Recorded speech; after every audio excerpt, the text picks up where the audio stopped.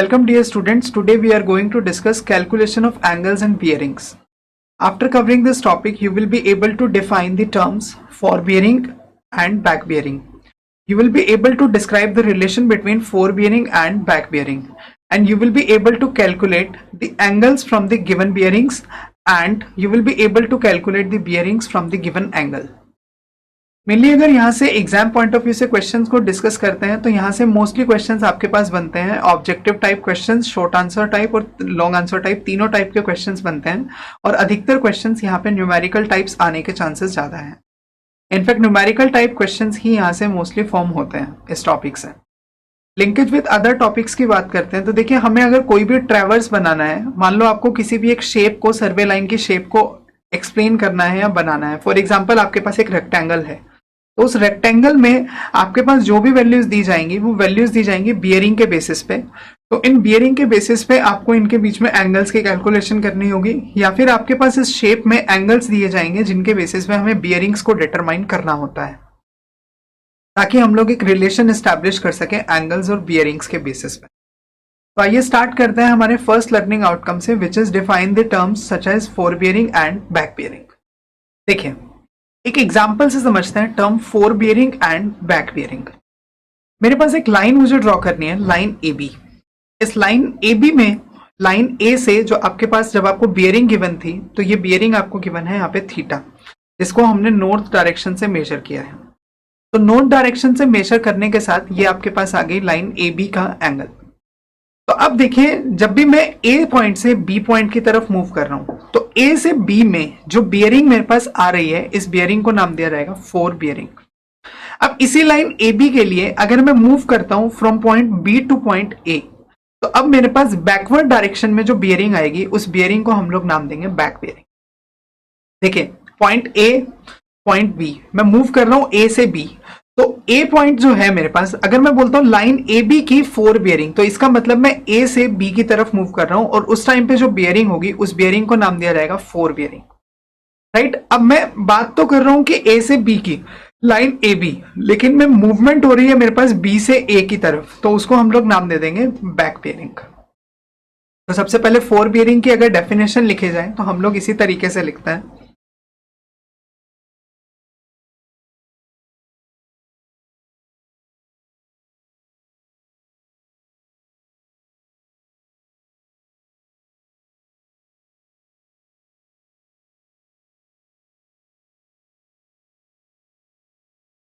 तो fore bearing हमने लिखा, it is the bearing of line A B at point A.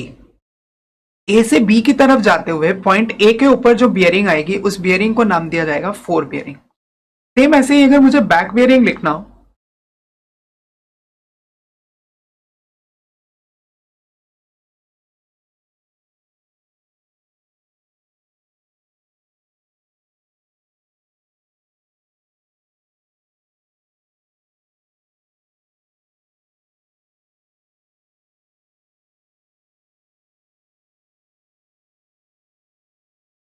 तो देखिए, ए से बी की तरफ मूव करते हुए जब मैं पॉइंट बी पे बियरिंग कैलकुलेट करूंगा तो उस बियरिंग को नाम दिया जाएगा मेरे पास बैक बियरिंग। मान लो इसी में अब लाइन ए बी नहीं है, अब लाइन है बी ए। तो जब मैं बी ए लाइन को कंसिडर करूंगा तो बी पॉइंट से जो बियरिंग आएगी वो हो जाएगी फोर बियरिंग, और जब मैं बी ए लाइन पे ए पॉइंट की बात करूंगा तो वो हो जाएगी मेरे पास बैक बियरिंग। देखिए, आप कभी भी मूव करते हैं, मान लो आपको एक लाइन दी है पी क्यू, इस पी क्यू लाइन पे आप पी से क्यू की तरफ मूव कर रहे हैं, तो अब फॉरवर्ड डायरेक्शन में जाएंगे तो पी पॉइंट के ऊपर जो बियरिंग बनेगी वो फोर बियरिंग होगी एफ पी, और ऐसे ही क्यू पॉइंट पे जो बियरिंग बनेगी उस बियरिंग को नाम दिया जाएगा बैक बियरिंग। बिल्कुल इसी तरीके से अगर मैं बात करता हूं, मेरे पास लाइन है क्यू पी, तो क्यू पी लाइन पे अब मैं क्यू से पी की तरफ मूव कर रहा हूं, तो अब क्यू पॉइंट पे जो बियरिंग बनेगी वो बियरिंग हो जाएगी मेरे पास फोर बियरिंग, और सेम इसी तरीके से पी पॉइंट पे जो बियरिंग बनेगी उस बियरिंग को हम लोग नाम दे देंगे बैक बियरिंग। तो mainly there is a difference. वो डिफरेंस क्या है कि आपको ये देखना है कि आपको आपकी जो लाइन की मूवमेंट है वो कौन से पॉइंट से कौन से पॉइंट की तरफ एक्ट कर रही है, कौन से पॉइंट पे एग्जिस्ट कर रही है, जिसके बेसिस पे हम फोर बियरिंग और बैक बियरिंग को डिसाइड करेंगे। तो इसी के बेसिस पे अगर यहां से लिखा जाए तो fore bearing of line A B जो हो जाएगा वो मेरे पास हो जाएगा थीटा।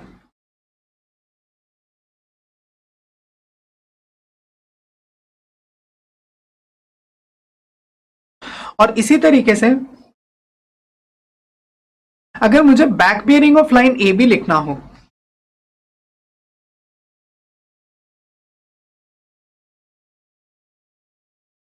तो यहां से बैक बियरिंग ऑफ लाइन, देखिए सेम लाइन ए बी का अब मैं नॉर्थ डायरेक्शन से जब एंगल मेजर करूंगा तो वो एंगल आप देख सकते हैं रेड वाले पॉइंट से हमने मार्क किया है, वो एंगल क्या है, फाई। तो back bearing of line A B जो हो जाएगा दैट विल बी फाई। ये मेनली एग्जिस्ट करता है फोर बियरिंग और back bearing of line A B को। तो देखिए हमने हमारा फर्स्ट लर्निंग आउटकम अचीव कर लिया है, which is define the terms such as fore bearing and back bearing. तो यहां रुकते हैं एक नॉलेज चेक के लिए। Let's have a quick knowledge check. तो अब नेक्स्ट लर्निंग आउटकम से डील करते हैं, which is describe the relation between fore bearing and back bearing.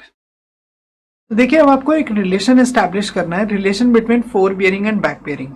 फिलहाल हम सबसे पहले बात करते हैं होल सर्कल बियरिंग के केस में। तो फर्स्ट है मेरे पास होल सर्कल बियरिंग।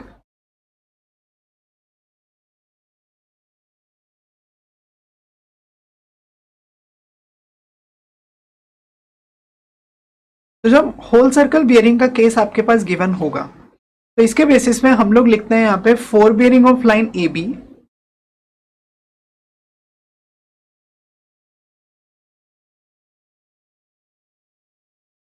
तो लाइन ए बी की फोर बियरिंग है मेरे पास थीटा। तो इसी तरीके से अगर मुझे लिखना हो back bearing of line A B, अभी हमने लिखा था उसे phi.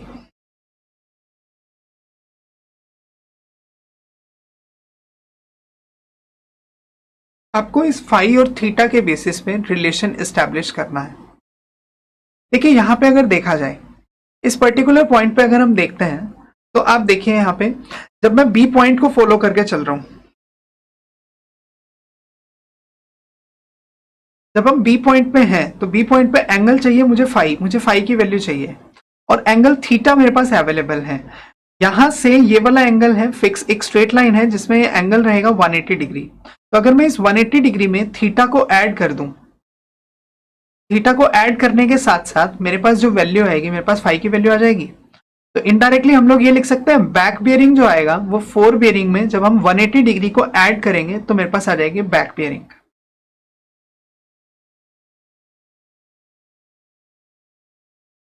Back bearing equal to fore bearing plus 180 degree, और इसी तरीके से माइनस 180 डिग्री भी एग्जिस्ट कर सकता है। अब ये कब एग्जिस्ट करेगा इसके बारे में जानते हैं। देखिए जो मेन जो रिलेशन है होल सर्कल बियरिंग के केस में वो होता है back bearing is equal to fore bearing plus minus 180 degree. Example की अगर बात करें, फर्स्ट पॉइंट अगर बात करते हैं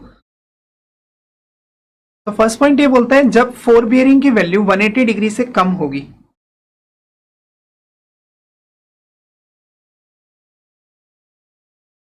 if four bearing is less than 180 degree, तो उस केस में बैक बियरिंग जो आएगा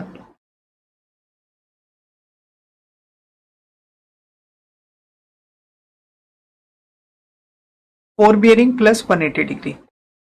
और सेम इसी तरीके से ये बोलता है कि अगर फोर बियरिंग की वैल्यू 180 डिग्री से ज्यादा हो गई,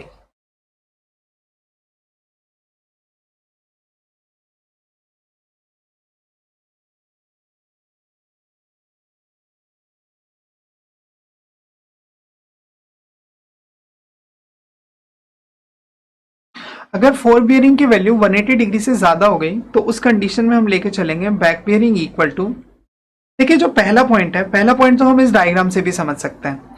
यहाँ पे मेरे पास फोर बियरिंग इस थीटा की वैल्यू 180 डिग्री से कम है, इनफैक्ट ये तो 90 डिग्री से भी कम है। तो फाई की वैल्यू जब हमने कैलकुलेट की तो फाई की वैल्यू के लिए हमने लिखा 180 डिग्री प्लस थीटा, ये आ गया मेरे पास फाई की वैल्यू। तो हमने फोर बियरिंग में 180 डिग्री को ऐड कर दिया। अब ऐसे ही अगर इधर बात की जाए तो हम लोग लिखते हैं,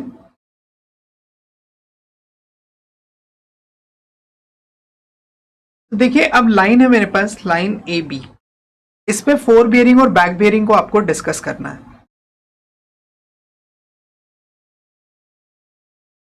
तो देखिए अब मेरे पास ए बी लाइन के लिए जो फोर बियरिंग है थीटा, और थीटा की वैल्यू फोर्थ क्वाड्रेंट में है तो 180 डिग्री से ज्यादा हो गई। अब इसी के बेसिस पे आपको ये वैल्यू बतानी है बैक बियरिंग। तो बैक बियरिंग के लिए अब हमारे पास जो कंडीशन है, हमारे पास कंडीशन ये है कि जब भी बियरिंग की वैल्यू 180 डिग्री से ज्यादा होगी तो आपको 180 डिग्री को सब्ट्रैक्ट करके चलना होगा। देखिए, मैं इसी ब्लू वाली लाइन को अगर पीछे की साइड प्रोजेक्ट करता हूं, तो पीछे की साइड प्रोजेक्शन के साथ साथ अब जो एंगल है, जो थीटा अगर बनता है इसी में, तो थीटा बनता है ऐसे। तो फाई कैलकुलेट करना है, तो थीटा में से जब मैं ये वाला डिस्टेंस 180 डिग्री का एंगल सब्ट्रैक्ट करूंगा तो ही तो मेरे पास वैल्यू आएगी। तो इनडायरेक्टली बैक बियरिंग के लिए आपको लेना होगा फॉर बियरिंग माइनस 180 डिग्री। देखिए, सिंपल से लैंग्वेज में अगर बात की जाए तो आपको सिर्फ ये रिलेशन याद रखना है, back bearing is equal to fore bearing plus minus 180 degree. और फोर बियरिंग में जब लेस देन 180 डिग्री एंगल होगा तो आपको सिंबल लेके चलना है पॉजिटिव, और फोर बियरिंग में जब एंगल की वैल्यू 180 डिग्री से ज्यादा होगी तो आपको सिंबल लेके चलना है नेगेटिव। और इसी पॉइंट को और इसी रिलेशन को आप यूज करेंगे अपने क्वेश्चंस को सॉल्व करते हुए।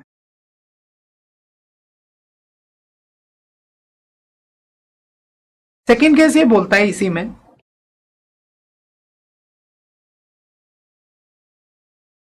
In case of quadrantal bearing system. अब अगर मैं क्वाड्रेंटल बेयरिंग सिस्टम को फॉलो करता हूं तो इसमें मेरे पास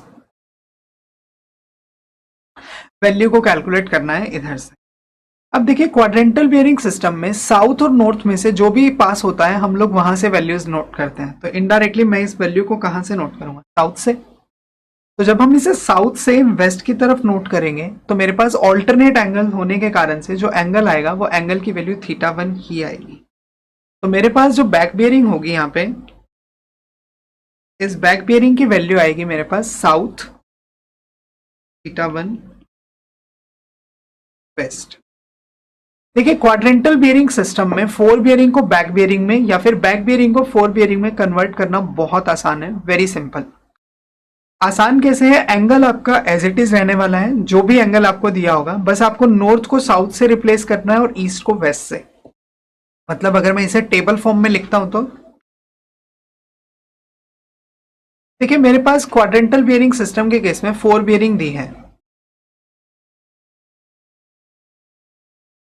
एक दी है north theta one east, third है south theta three west, and fourth is north theta four west. तो यहां से आपको बैक बियरिंग डिटरमाइन करनी है। तो बैक बियरिंग के डिटर्मिनेशन में आपको कन्वर्ट बस क्या करना है, एंगल्स आपके सेम रहेंगे, नॉर्थ को साउथ से, साउथ को नॉर्थ से रिप्लेस कीजिए और ईस्ट और वेस्ट को आपस में इंटरचेंज करना है। तो मेरे पास जो बैक बियरिंग आएगी फर्स्ट केस की, नॉर्थ की जगह साउथ और ईस्ट की जगह पे वेस्ट। सेकेंड केस की नॉर्थ थीटा टू वेस्ट। देखिए, बस आपको इंटरचेंज करना है north south and east west. अगला है साउथ थीटा थ्री वेस्ट, तो यहां पे बैक बियरिंग आएगी मेरे पास नॉर्थ थीटा थ्री ईस्ट। और फाइनली लास्ट में नॉर्थ थीटा फोर वेस्ट, इसको हम कन्वर्ट करेंगे south theta four west, south theta four. ये आ गया मेरे पास फोर बियरिंग से बैक बियरिंग का कन्वर्शन। एक क्वेश्चन से डील करते हैं यहाँ पे। क्वेश्चन है मेरे पास, find the back bearing of a line whose fore bearing is. First case है 12 degrees 24 minutes, second is 266 degrees 30 minutes, and third is north 86 degrees 12 minutes east. First case से शुरुआत करते हैं।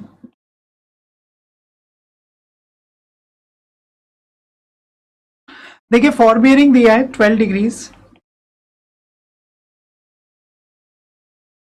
24 मिनट्स, बैक बियरिंग कैलकुलेट करनी है। तो हमने relation जो पढ़ा था बैक बियरिंग और फोर बियरिंग में,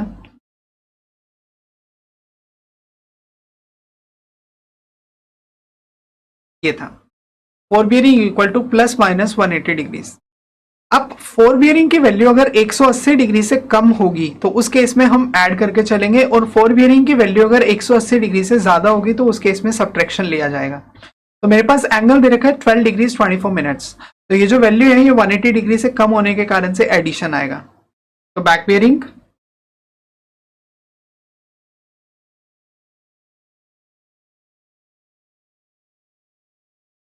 तो मेरे पास फाइनली जो आंसर बनेगा यहां से वो होगा 192 डिग्रीज 24 मिनट्स। ये आ गई मेरे पास back bearing of the given line. Same ऐसे ही सेकेंड केस करते हैं।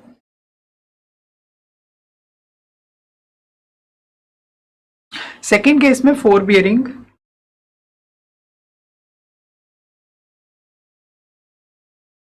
To 66 degrees 30 minutes. अब ये बोलता है कि फोर बियरिंग ऑफ लाइन जो है वो है 266 डिग्रीज 30 मिनट्स, जिसके बेसिस पर बैक बियरिंग बतानी है आपको। तो अगर मैं इसको फॉलो करता हूं, देखिए अब बैक बियरिंग और फोर बियरिंग में अगर बात की जाए, फोर बियरिंग 180 डिग्री से ज्यादा है तो मेरे पास जो सिंबल होगा वो सिंबल होगा नेगेटिव।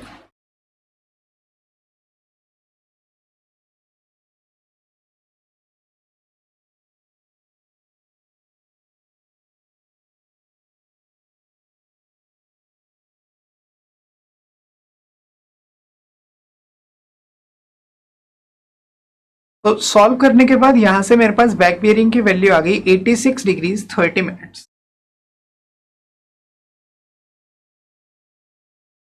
थर्ड केस लेते हैं। थर्ड केस इज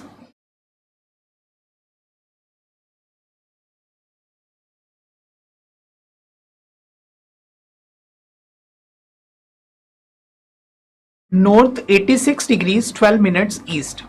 आपको इसे बैक बियरिंग में कन्वर्ट करना है। तो मेरे पास यहां से जो बैक बियरिंग आएगी, देखिए एंगल तो रहेगा वही 86 डिग्रीज 12 मिनट्स।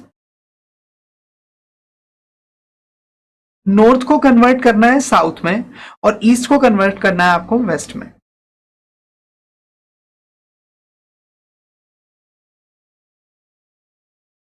तो मेरे पास बैक बियरिंग की वैल्यू आ गई साउथ 86 डिग्रीज 12 मिनट्स वेस्ट। तो देखिए यहां पे हमने जाना कि किस तरीके से हम फोर बियरिंग को बैक बियरिंग में कन्वर्ट कर सकते हैं और बैक बियरिंग को फोर बियरिंग में कन्वर्ट कर सकते हैं, depending upon whole circle bearing and quadrantal bearing. इन दोनों सिस्टम्स के बेसिस पे हम लोग को एक दूसरे के साथ इंटर कन्वर्जन को हमने अभी डिस्कस किया। तो यहां रुकते हैं एक नॉलेज चेक के लिए। Let's have a quick knowledge check. तो देखिए हमने हमारा सेकेंड लर्निंग आउटकम भी अटेन कर लिया है, which is describe the relation between fore bearing and back bearing. आगे डिस्कस करते हैं हमारे थर्ड लर्निंग आउटकम को, which is calculate the angles from the given bearing. तो देखिए नेक्स्ट है मेरे पास calculations of angle from the bearings. अब आपके पास देखिए नंबर ऑफ लाइंस की बियरिंग्स आपको दी होंगी और उनके बीच में आपको इंटीरियर एंगल्स कैलकुलेट करने होंगे। जैसे फर्स्ट केस अगर हम बात करते हैं तो फर्स्ट केस आप देख सकते हैं यहाँ पे आपकी स्क्रीन के ऊपर आपके पास एक लाइन है ए बी, जिस लाइन ए बी की आपको बियरिंग दी है θ1। देखिए आपके पास लाइन है ए बी जिसकी बियरिंग आपको दी है θ1 और इसी तरीके से दूसरी लाइन है आपके पास लाइन ए सी जिसकी फोर बियरिंग आपको दी है θ2। आपको ये इंटीरियर एंगल को कैलकुलेट करना है। तो देखिए नंबर ऑफ केसेस इसके अंदर आएंगे, उन नंबर ऑफ केसेस के बेसिस पे इंटीरियर एंगल की कैलकुलेशंस ली जाएंगी। सीधा सा इसका सबसे आसान तरीका ये है कैलकुलेशंस का, आप कोई स्पेसिफिक रूल को फॉलो मत कीजिए, आप सिर्फ अपने जो भी आपके पास डायग्राम दिया होगा उस डायग्राम को रीड करके कैलकुलेट कीजिए। जैसे अगर यहाँ पे बात की जाए तो यहाँ पे अल्फा की वैल्यू कैसे कैलकुलेट हो सकती है। यहाँ पे अगर मुझे अल्फा कैलकुलेट करना हो तो हम लोग θ2 में से अगर θ1 को सब्ट्रैक्ट कर दे तो अल्फा की वैल्यू आ जाएगी। तो इसी तरीके से बस आप अपने डायग्राम से समझिए और अपने क्वेश्चन को सॉल्व कीजिए। तो यहाँ से मेरे पास एंगल जो अल्फा है, अल्फा की वैल्यू आएगी फर्स्ट केस से θ1 θ2 माइनस θ1। तो हम लोग अल्फा को डायरेक्टली यहां से कैलकुलेट करेंगे θ2 माइनस θ1 से। सेम ऐसे ही अगला केस है मेरे पास। अब सेकेंड केस में भी आपके पास जो है, अब ये दोनों लाइंस लाई तो करती है फर्स्ट क्वाड्रेंट में। अब फर्स्ट लाइन ए बी की जो बियरिंग है वो है θ1 और सेकेंड लाइन ए सी की बियरिंग है आपके पास θ2 और आपको जो एंगल है वो एंगल अल्फा कैलकुलेट करना है। Alpha angle is angle B A C. इन दोनों के बीच का, दोनों लाइंस के बीच का इंटीरियर एंगल है, तो इसके लिए अगेन आपको लेना होगा यहाँ पे θ2 माइनस θ1।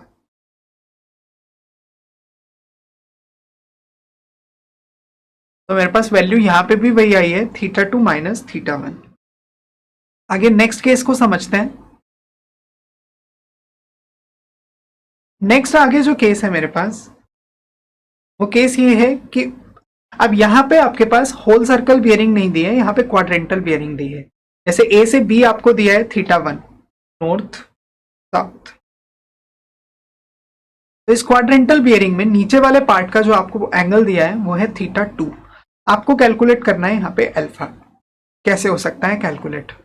देखिए हम लोग ये कर सकते हैं कि θ1 और θ2 दोनों को ऐड अगर करते हैं, देखिए नॉर्थ से साउथ का टोटल एंगल है 180 डिग्री।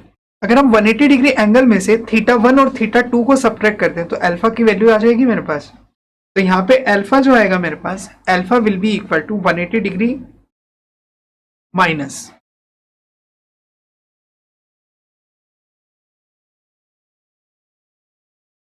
θ1 प्लस θ2। तो नॉर्मली बस आपको θ1 और θ2 की वैल्यूज अगर गिवन होंगी तो आपको सिर्फ अपने डायग्राम से पहचानना है आपका इंटीरियर एंगल कैसे होगा। आगे फोर्थ पॉइंट में अगर बात की जाए तो फोर्थ पॉइंट आपके पास ये है कि ए से बी आपको एंगल दिया है θ1 और ए से सी आपके पास एंगल दिया है θ2। इसके बेसिस पे आपको अल्फा बताना है इंटीरियर एंगल। तो यहां से इंटीरियर एंगल अल्फा की वैल्यू कैसे आ सकती है? Alpha will be equal to, दोनों एंगल्स को ऐड कर दें तो मेरे पास आ जाएगा θ1 plus this will be the angle alpha. तो मेनली आपको सिर्फ इंटीरियर एंगल्स को कंसीडर करके जो भी आपके पास बियरिंग्स गिवन होंगी उन बियरिंग्स के बेसिस पे आपको इंटीरियर एंगल्स कैलकुलेट करना होगा। तो इसके लिए सबसे पहले आप कोशिश कीजिए डायग्राम को फॉलो करने की, और डायग्राम से आपके पास सॉल्यूशन बहुत आसानी से मिल जाएगा। आगे नेक्स्ट केस लेते हैं। ठीक है, आगे ये बोलता है calculation of bearing from the given line angles. आपके पास यहाँ पे आप देख सकते हैं हमारे पास लाइन है ए बी लाइन, उसके बाद लाइन BC, BC के बाद लाइन CD एंड CD के बाद लाइन DE, और E पॉइंट आगे किसी दूसरे पॉइंट पे मीट करेगा। अब लाइन AB का बियरिंग, आपको एक बियरिंग गिवन होगी इस पूरे क्वेश्चन में और बाकी इंटीरियर एंगल्स आपको दिए होंगे। तो बियरिंग जो है, लेट अस सपोज मुझे θ1 बियरिंग यहाँ पे गिवन है और बाकी आपको θ2, θ3, θ4 एंड θ5 कैलकुलेट करना है। और इस θ1 के अलावा आपको ये एंगल्स गिवन है alpha, beta, gamma and delta. इन चारों एंगल्स और θ1 बियरिंग के बेसिस पे आपको रिमेनिंग बियरिंग्स को कैलकुलेट करना होगा। अब देखिए कैसे कैलकुलेशंस लेके चलते हैं। तो सबसे पहले हम बात करेंगे एंगल θ2 की, बियरिंग θ2।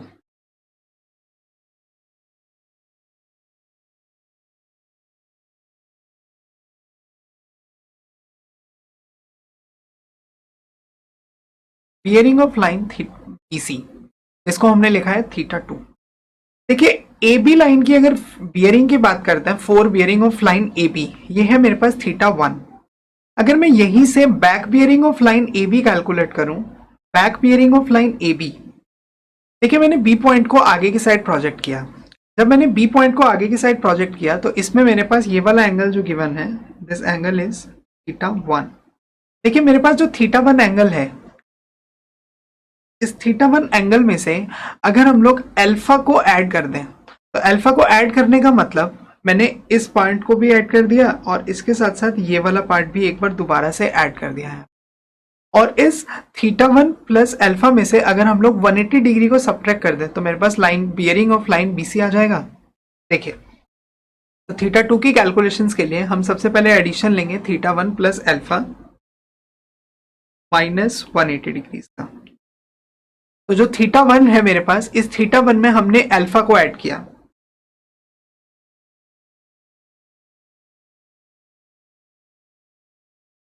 देखिए ये डिस्टेंस, ये एंगल था θ1, इस θ1 में मैंने इस अल्फा को और ऐड कर दिया। तो अल्फा को ऐड करने के साथ साथ आपके पास अब ये वाला एंगल तो पूरा आ ही गया 180 डिग्री वाला, साथ में ये वाला एडिशनल एंगल भी तो आ गया θ2। तो अगर मैं इस पूरे एंगल में से 180 डिग्री को सब्ट्रैक्ट कर देता हूं तो मेरे पास एंगल आ जाएगा यहाँ पे θ2। सेम ऐसे ही आगे बढ़ते हैं, बियरिंग ऑफ लाइन CD।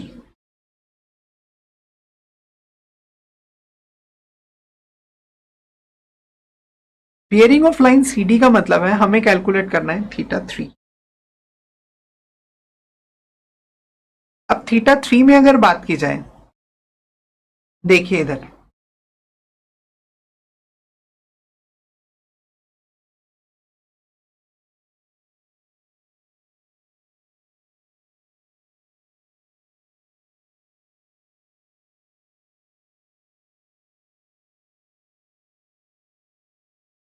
मैंने सी पॉइंट से लाइन BC को आगे की साइड एक्सटेंड किया, जिसमें मेरे पास जो वैल्यू है वो है θ2। मुझे डिटरमाइन करना है θ3। तो देखिए θ3 के डिटर्मिनेशन के लिए अगर बात की जाए हम लोग अगर बीटा के अंदर थीटा 2 को ऐड करके 180 डिग्री सब्ट्रैक्ट करते हैं तो मेरे पास रिमेनिंग एंगल आ जाएगा थीटा 3। तो हम लोग bearing of line C D भी इसी तरीके से लिखते हैं,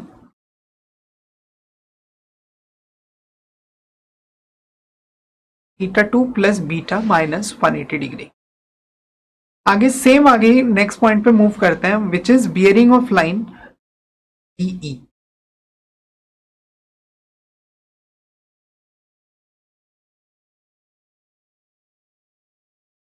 विच इज थीटा 4। अब देखिए, अगर मेरे पास थीटा 2 यहां से थीटा 3 अगर हमने कैलकुलेट कर लिया है तो हम इस पॉइंट को पीछे प्रोजेक्ट कर सकते हैं डी पॉइंट पे।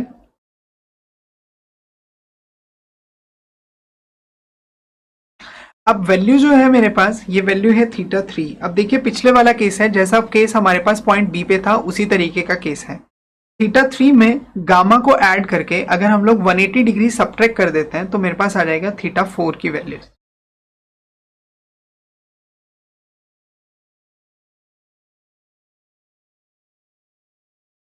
Angle theta 5। अब देखिए यहां पे थीटा 5 को फॉलो करने से पहले अगर मैं ई पॉइंट से बात करता हूं तो मेरे पास जो लाइन डीई है, इस डीई की बैक बियरिंग जो एग्जिस्ट करेगी वो बैक बियरिंग कुछ ये एग्जिस्ट करेगी। तो इस बैक बियरिंग में से अगर हम लोग डेल्टा को ऐड कर देते हैं तो मेरे पास यहां से थीटा 5 की वैल्यू आ जाएगी। तो थीटा 5 में हम लिखेंगे यहां पे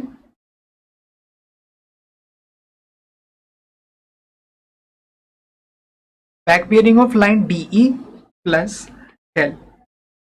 अब डीई की बैक बियरिंग देखिए, थीटा 4 जो है मेरे पास, ये थीटा 4 180 डिग्री से कम है, तो इसमें हम लोग बैक बियरिंग के कैलकुलेशन में 180 डिग्री ऐड करेंगे। तो मेरे पास बैक बियरिंग जो आएगी वो आएगी theta 4 plus 180 degree plus,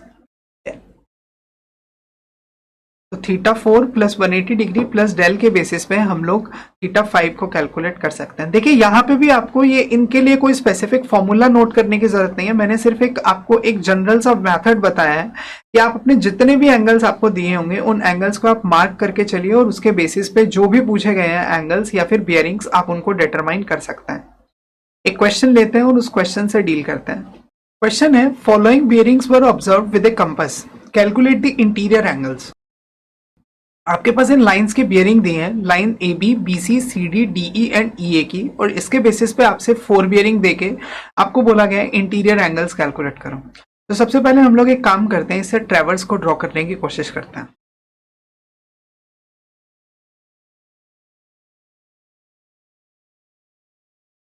line A B में 4 बियरिंग है 60 डिग्रीज 30 मिनट्स, फर्स्ट क्वाड्रेंट में है।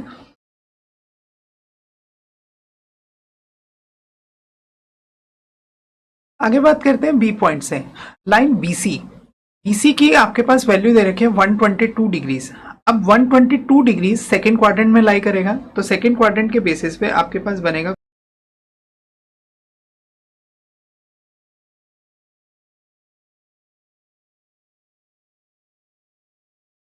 दिस पॉइंट इज पॉइंट सी।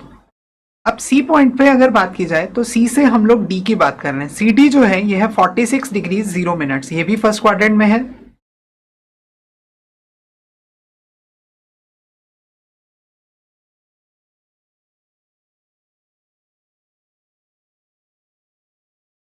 और डी पॉइंट पे अब डी से ई जो है दिया है ये है 205 डिग्रीज 30 मिनट्स।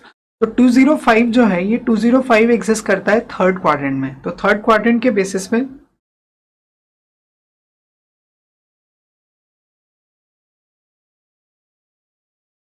अब डी पॉइंट पे जो बियरिंग दी है ये है 205 डिग्री 30 मिनट्स। ये आ गया मेरे पास पॉइंट ई। ई पॉइंट से अगर ए पॉइंट की बात करें तो वैल्यू है 300 डिग्रीज 0 मिनट्स।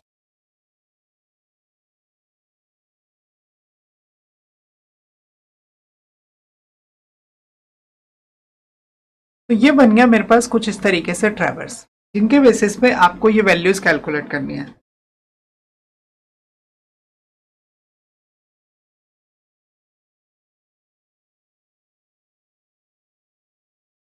आपको इन इंटीरियर एंगल्स को कैलकुलेट करना है।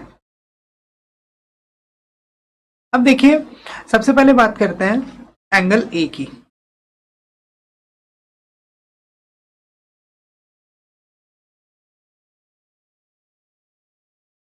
देखिए ध्यान रखिए, कोई हार्ड एंड फास्ट रूल नहीं है, सिर्फ आपके पास जो भी एंगल्स दिए हैं उसी के बेसिस पे आप इसे सॉल्व करेंगे।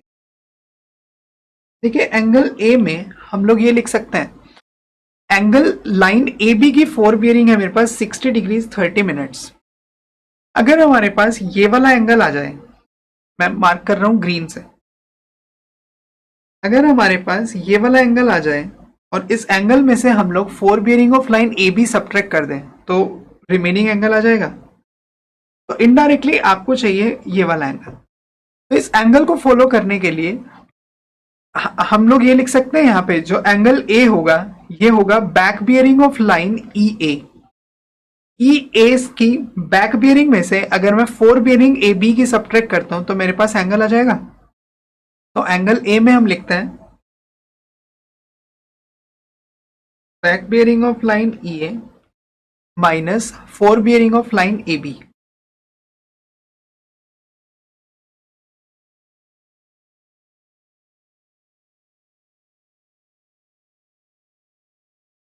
अब fore bearing of line A B तो आसान है, दे रखा है 60 डिग्रीज 30 मिनट्स। अब ये की फोर बियरिंग दे रखी है 300 डिग्रीज 0 मिनट्स। तो बैक बियरिंग हम कैसे कैलकुलेट कर सकते हैं? देखिए फोर बियरिंग 180 डिग्री से ज्यादा होती है तो उसको सब्ट्रैक्ट करेंगे, और अगर 180 डिग्री से कम होगा तो उसको ऐड करेंगे।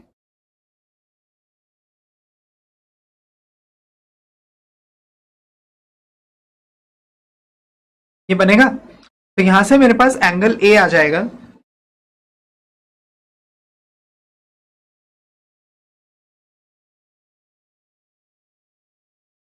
59 डिग्रीज 30 मिनट्स। ऐसे ही अब कैलकुलेट करते हैं एंगल बी को। देखिए एंगल बी की अगर बात करें तो हमारे पास फोर बियरिंग है लाइन बी सी की, और इसी के साथ साथ बैक बियरिंग है लाइन बी ए की।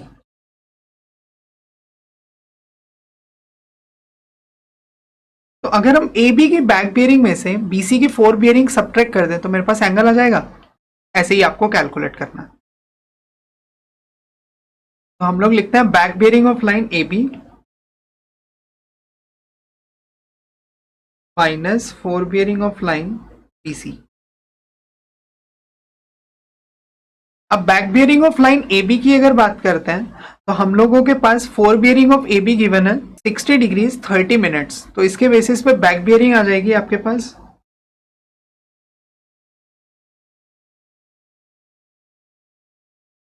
Minus fore bearing of line BC. BC की फोर बियरिंग आपको दे रखी है 122 डिग्रीज।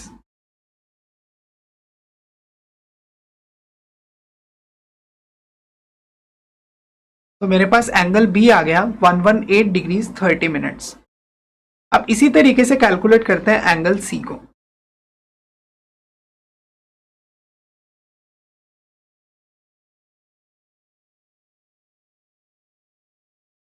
अब देखिए एंगल सी को जब हम कैलकुलेट करेंगे तो इसके लिए मेरे पास है back bearing of line BC और fore bearing of line CD.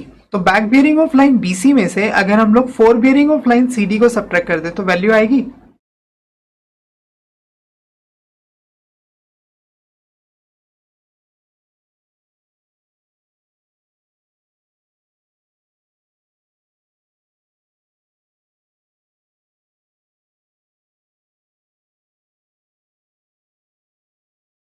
अब back bearing of line BC कैसे कैलकुलेट होगा?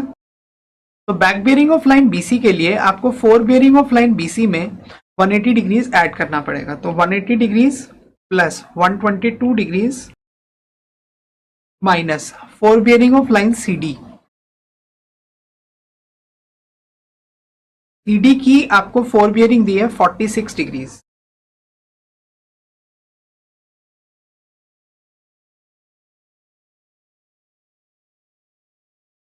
एंगल सी आ गया मेरे पास 256 degrees.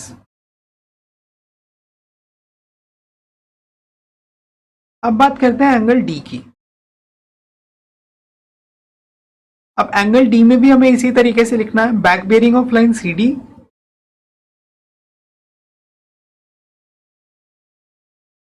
Minus fore bearing of line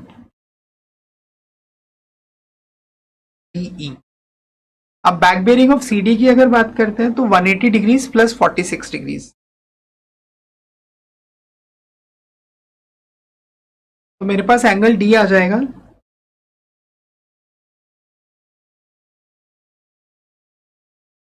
20 degrees 30 minutes. फिर लास्ट पॉइंट पे कैलकुलेट करते हैं एंगल E।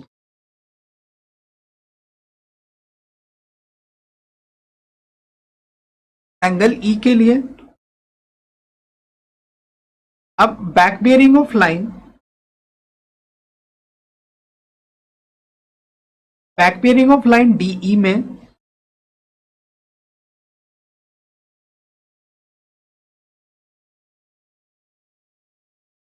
देखिए लाइन DE की फोर बियरिंग दे रखी है 205 डिग्रीज 30 मिनट्स, तो 180 डिग्री से ज्यादा होने के कारण से मैंने 180 डिग्री को सब्ट्रैक्ट किया है और फोर बियरिंग ऑफ EA आपको गिवन है।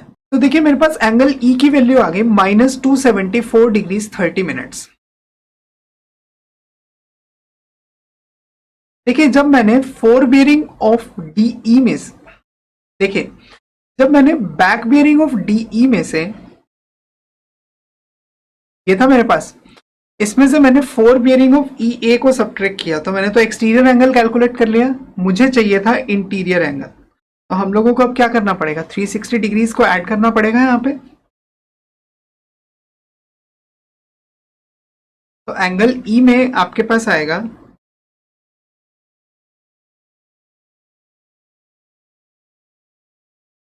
360 डिग्रीज माइनस 274 डिग्रीज 30 मिनट्स।